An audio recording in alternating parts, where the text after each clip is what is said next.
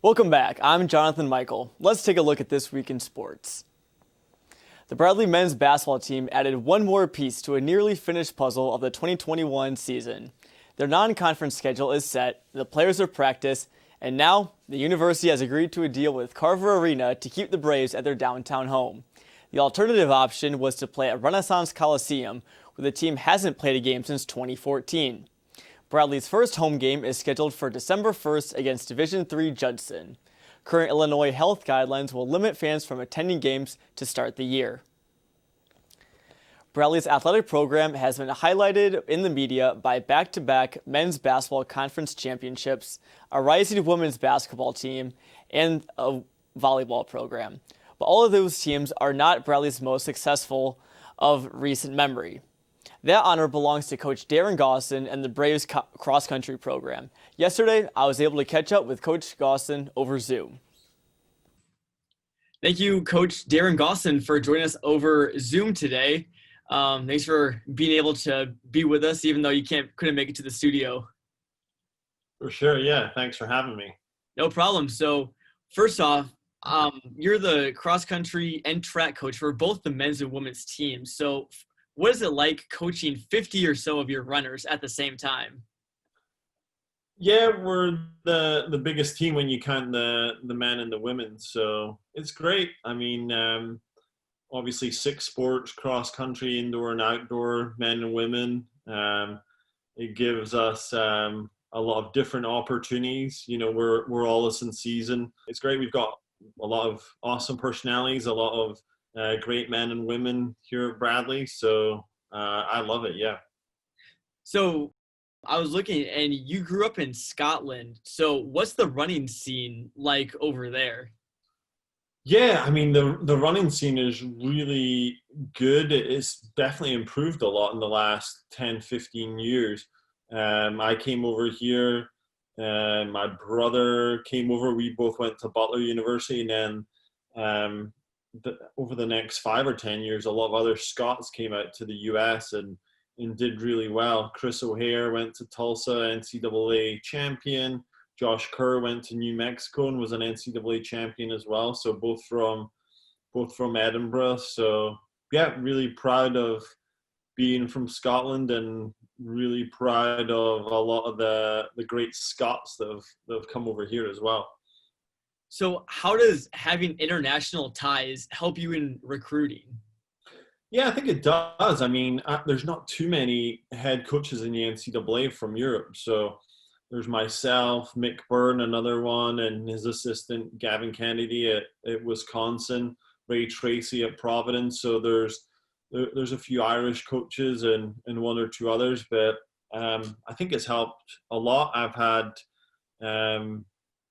success recruiting top athletes who have gone on to European, Olympic Games, etc. So yeah, really good connections there. We've got a few on our team, and we just got a commitment recently from a top athlete from Spain. So we're really excited about that mixture, that blend that we have at Bradley.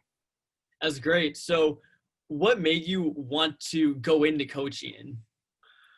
Yeah, it was one of those things at Butler where I got a little injury and just started helping out my coach a little bit more, and really enjoyed it, and started teaching at Butler, and I did some substitute teaching as well, so like a part-time coach, and just it sort of fit in really well with my skill set. Did really well with the recruiting side of things, and we had great success there at Butler in my 4 years of coaching, and it just kind of snowballed from there. Went to Lamar and did really well, won 4 championships there in my 3 years, and just loved the coaching side of things and everything that goes with it.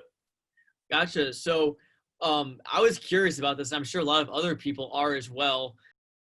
Obviously, it's a sport where it's just a lot of running, but I know there's more to it than simply just running. So what do you teach your runners? Yeah, there's a lot that goes into. I mean, here in a few weeks, it might not seem like it, but it's going to get really cold. So you've got the elements to overcome as well. But yeah, there's a lot of things there. I mean, it's not just going out and running every day. Otherwise, everyone would be good at it. There's a lot of structure to what we do. We're in the weight room. There's different types of workouts that we'll do in terms of track and speed and hills and tempo runs and long runs. So it's a lot more complex than what it might seem. So and then obviously on the sprint side of things with Coach McDonald, there's a lot of technical things that go into running with form and for the jumpers, very technical there. So yeah, it just depends. Some people are just supernatural and they don't require as much technical coaching, and then there's others who you make significant improvements with a lot of real technical advice and video analysis of form, etc. So What's the key to building a good cross-country team, and how does it turn into, dare I say, a dynasty?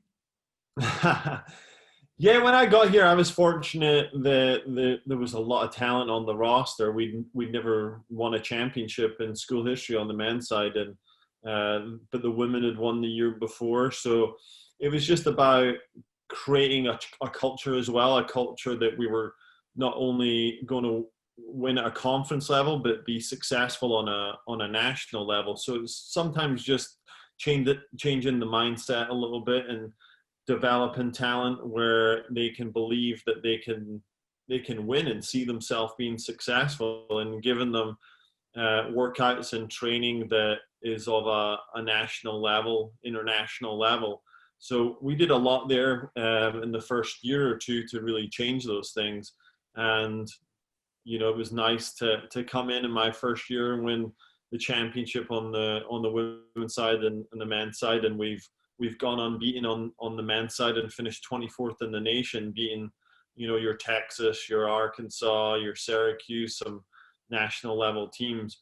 And yeah, it's been a lot of fun and developing that, and people buying into it, that you can come to a Bradley and still compete on a national level. So that's something that our team is extremely proud of.